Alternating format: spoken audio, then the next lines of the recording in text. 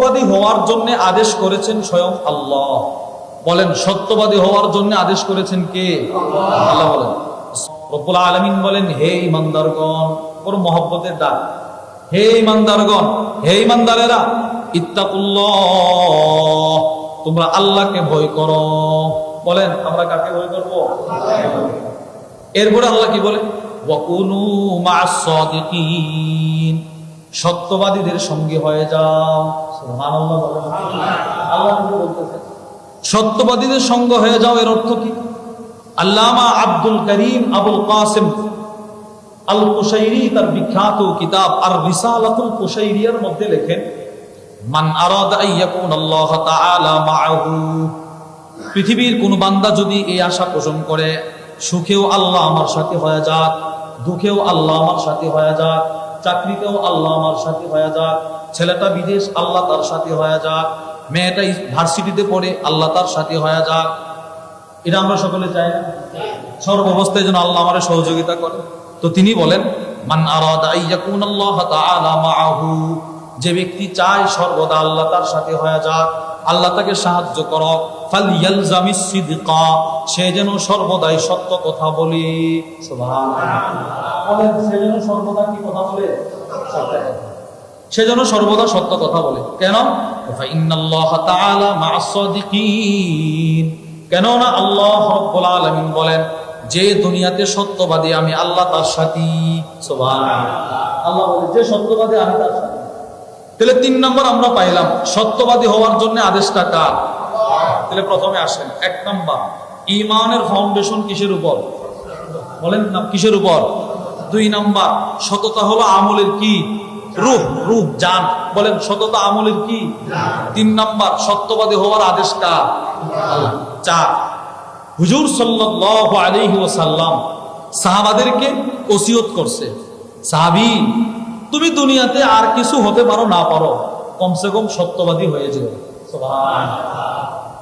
সিলসিলাতুল আহাদিসিস সহিহার বর্ণনা, ওয়া আন শাদ্দাদ ইবনে আউস রাদিয়াল্লাহু তাআলা আনহু قال, হযরত শাদ্দাদ ইবনে আউস রাদিয়াল্লাহু তাআলা আনহু থেকে বর্ণিত, তিনি বলেন, قال لي رسول الله সাল্লাল্লাহু আলাইহি ওয়াসাল্লাম, একদিন নবীজি আমাকে ডাকলেন। এক সাহাবীকে রাসূল ডাকতেছে, বড় ভালোবাসা ডাকতেছে, ডাক দিয়া বলে, ইয়া শাদ্দাদ, হে শাদ্দাদ, ইযা রাআইতান নাস ক্বাদ ইকতানাজুদ যাহাবা ওয়াল ফিদ্দা, হে শাদ্দাদ, তুমি যখন দেখবা মানুষ স্বর্ণ রূপা টাকা পয়সার পিছনে দৌড়ায়, তুমি যখন দেখবা কোন মানুষ টাকা পয়সার পিছনে দৌড়ায়, সব মানুষ টাকা পয়সার পিছনে দৌড়ায়, স্বর্ণ রূপা জমা করার পিছনে দৌড়ায়, ফাকনিজহা উলাইল কালিমাত, আমি রাসূল বলে দিলাম, তখন তুমি টাকা পয়সা ছেড়ে দিয়ে আমি এখন তোমাকে কতগুলো কালিমা শেখায় দিব, তুমি সেই কালিমাগুলো জমা করবা। সুবহানাল্লাহ, কত সুন্দর, কত দামি। এখানে একটা কথা আপনারা শুনে রাখেন, হুজুর সাল্লাল্লাহু আলাইহি ওয়াসাল্লামের হাদিস, বলেন হুজুর সাল্লাল্লাহু আলাইহি ওয়াসাল্লামের, যখন যে শুনবে, বলেন যখন যে শুনবে, আবার বলেন যখন যে শুনবে, তখন সে মুখাতাব, তখন সে মুখাতাব, বলেন মুখাতাব, বলেন মুখাতাব। কি বুঝেন? এই যে আপনারা এখন মুখাতাব, আমি একজন খতিব, আমি বলতেছি আপনারা শুনতেছেন, মুখাতাব মানে শ্রোতা, যারা শ্রবণ করে এদেরকে বলা হয় মুখাতাব। তো রাসূল সাল্লাল্লাহু আলাইহি ওয়াসাল্লামের হাদিস, যখন যে শুনবে তখন সে মুখাতাব, অর্থাৎ রাসূল শুধু শাদ্দাদ ইবনে আউসকে এই কথাটা বলে যায় নাই, নবীজি বলছেন শাদ্দাদকে। আচ্ছা বলেন তো, সেই সাহাবী কি এখন পৃথিবীতে আছে? আমাদের রাসূল কি পৃথিবীতে আছে? তো নবীজির হাদিস এখনো আছে না নাই? তো রাসূলের হাদিসগুলো যখন যে শুনবে তখন সে মুখাতাব। শাদ্দাদ ইবনে আউসকে রাসূল বলেছিলেন, তিনি মারা গেছেন, আজকে আপনি শুনছেন, কেমন যেন মনে করতে হবে নবীজি আমারে বলতেছে, নবীজি আমারে কি করতেছে? বলতেছে, হে আব্দুর রহমান, হে কি বলে আমাদের কলেজ পাড়ার মানুষ, হে আমার কলেজ পাড়ার উম্মত, শোনো, আমি তোমাকে বলতেছি, তুমি যখন দেখবা মানুষ টাকা পয়সার পিছনে দৌড়াইতেছে, তখন তুমি এই শব্দগুলোর পিছনে দৌড়াইবা। শব্দগুলো কি? 1 নাম্বার, আল্লাহুম্মা, বলেন ইন্নী আসআলুকা আসসুবাতা ফিল আমরি। এই দোয়াটার অর্থ, রাসূল বলেন, সাদ্দাত তুমি আল্লাহর কাছে দোয়া করবা, আল্লাহ আমি আপনার কাছে ভিক্ষা চাই। ভিক্ষা কিসের ভিক্ষা? আল্লাহ আমি দ্বীনের উপর অটল থাকতে চাই, অটল। সুবহানাল্লাহ বলেন। আমি কিসের উপর অটল থাকতে চাই? আল্লাহ আমি নামাজ যেন মৃত্যু পর্যন্ত করতে পারি, আল্লাহ আমি জিকির যেন মৃত্যু পর্যন্ত করতে পারি, আল্লাহ আমি সিজদা যেন মৃত্যু পর্যন্ত করতে পারি, আল্লাহ আমি যেন আশুরার রোজা মৃত্যু পর্যন্ত রাখতে পারি, আল্লাহ আমি যেন শাওয়ালের 6টা রোজা মৃত্যু পর্যন্ত রাখতে পারি, আল্লাহ আমি যেন রমজানের সবগুলো রোজা মৃত্যু পর্যন্ত রাখতে পারি, আল্লাহ সমস্ত ইবাদত যেন আমি আমার মওত পর্যন্ত করতে পারি, এই ভিক্ষাটা আমি আপনার কাছে চাই। আচ্ছা কত দামি কথা এটা বলেন, কথাটা কতটা দামি বলেন। নবীজি সব এটার ভিতরে ঢুকায় দিয়েছে। এরপরে বলেন ওয়াল আজিমাতা, বলেন ওয়াল আজিমাতা আলার রুশদি। সাদ্দাত তুমি আল্লাহর কাছে দ্বিতীয় দোয়া করবা, আল্লাহ আমি হেদায়েতের উপর অটল থাকতে চাই। সুবহানাল্লাহ বলেন। আমি এই যে এখন আজকে বয়ান করতেছি, আমিও যে মৃত্যু পর্যন্ত হেদায়েতের উপরে থাকতে পারবো এটার কোনো নিশ্চয়তা নাই। আপনিও যে মৃত্যু পর্যন্ত মুসলমান থাকবেন এটার কোনো নিশ্চয়তা নাই। এক আশ্চর্য হাদিস শোনেন, বুখারী শরীফের বর্ণনা। এক খ্রিস্টান নবীজির দরবারে আসছে। ওয়া আন আনাস ইবনে মালিক রাদিয়াল্লাহু তাআলা আনহু قال ان رجلا نصرانيا, এক খ্রিস্টান নবীজির দরবারে আসছে। বা আসলামা, এসে কালেমা পড়ে মুসলমান হয়ে গেল। সুবহানাল্লাহ। লোকটা কি এখন কি হইছে? মুসলমান। শুধু মুসলমান হয় নাই, ফাতারা সূরাতুল বাকারা ওয়া আলা ইমরান, কোরআনের সবচেয়ে বড় বড় দুইটা সূরা, সূরাতুল বাকারা, সূরা আলে ইমরান, কোরআনের সবচেয়ে বড় বড় দুইটা সূরা, দুটোটা সূরা নবীজির সাহাবাতে থেকে মুখস্থ করে ফেলছে। সুবহানাল্লাহ।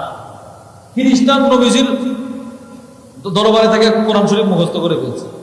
আচ্ছা এবার বলেন, নবীজি তারে ভালোবাসবে কি বাসবে না? বলেন। দেখেন কি পরিমাণ নবীজি তারে ভালোবাসছে। আল্লাহর রাসূল তাকে দায়িত্ব দিয়ে দিলেন, ফাকাতাবাহু, সে ওহী লেখার দায়িত্ব পেয়ে গেল। সুবহানাল্লাহ। ওহী লেখার দায়িত্ব, রাসূলের কাছে ওহী নাজিল হয়, যে কয়জন সাহাবী ওহী লিখতো সেও ওহী লেখে। ওই যে হেদায়েত মূল বিষয়। ফাআদা নাসরানিয়া, যেই লোকটা রাসূলের দরবারে সে কালেমা পড়ে মুসলমান, যেই লোকটা কোরআনের সবচাইতে বড় বড় দুইটা সূরা মুখস্থ করলো, যেই লোকটা ওহী লেখার দায়িত্ব পাইল, ওই লোকটা কয়েকদিন পরে আবার খ্রিস্টান হয়ে গেছে। হেদায়েত।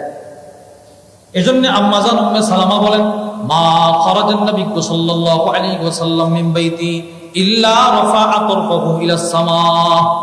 আম্মা জান বলেন, আমার নবী আমার ঘর থেকে যখনই বের হইতেন, আমার রাসূল আমার ঘর থেকে যখনই বের হইতেন, আমার স্বামী আমার ঘর থেকে যখনই বের হইতেন, নবীজি আকাশের দিকে দুইটা চোখ উঠাইতেন, হাত উঠাইতেন, দোয়া করতেন, আল্লাহ আমি মুহাম্মদ সাল্লাল্লাহু আলাইহি ওয়াসাল্লাম যেন কাউকে পথভ্রষ্ট না করি, নিজেও যেন কখনো পথভ্রষ্ট না হয়। সুবহানাল্লাহ। আচ্ছা আপনি কি মনে করেন নবীজি কখনো পথভ্রষ্ট হওয়ার সম্ভাবনা ছিল? না। এই কল্পনা, এই জন্য নবীজি দোয়া শিখাইতেছে, সাদ্দাত তুমি আল্লাহর কাছে দোয়া করবা, আল্লাহ আমি যেন মৃত্যু পর্যন্ত হেদায়েতের উপরে অটল থাকতে পারি। বলেন আমিন। এরপরে 3 নম্বর নবীজি বলে, সাদ্দাত তুমি আল্লাহর কাছে দোয়া করবা, আল্লাহুম্মা ইন্নী আসআলুকা কলবান সালিমা, আল্লাহ আমি আপনার কাছে একটা জান্নাতি কলব চাই। সুবহানাল্লাহ বলেন। জান্নাতি কলব, জান্নাতি কলব। আল্লাহ আমাকে একটা কলবে সালিম দিয়ে দেন, যে কলবের বিনিময়ে রেখে দিয়েছেন জান্নাত। এরপরে সাদ্দাত তুমি দোয়া করবা, আল্লাহুম্মা ইন্নী আসআলুকা লিসানান সাদিকা, আল্লাহ দুনিয়াতে আর কিছু দেন আর না দেন আপনার কাছে একটা সত্য জবান ভিক্ষা চাই। সুবহানাল্লাহ। তাহলে আবার আপনারা হাদিস মিলান। নবীজি বললেন, সাদ্দাত মানুষ যখন টাকা পয়সার পেছনে দৌড়াবে তখন তুমি আল্লাহর কাছে দোয়া করবা, আল্লাহ এদের টাকা পয়সা দরকার দিয়ে দেন, কিন্তু আমার একটা সত্য জবান দরকার। সুবহানাল্লাহ বলেন। বলেন আল্লাহ আমাদেরকেও একটা সত্য জবান দিয়ে দেন। বলেন আমিন। তাহলে হাদিসও আমরা পাইলাম, হুজুর সাল্লাল্লাহু আলাইহি ওয়াসাল্লাম সাহাবাদেরকে সত্য জবানের অধিকারী হওয়ার জন্য দোয়া শিখাইছেন। তাহলে এর থেকেও বুঝলাম সততার গুরুত্ব ইসলামে আছে না নাই? আছে। 5 নাম্বার, আগেকার জমানাতে যত গার্জেন ছিল, যত অভিভাবক ছিল, ওনারা ওনাদের সন্তানকে যেই শিক্ষায় শিক্ষিত করতেন না কেন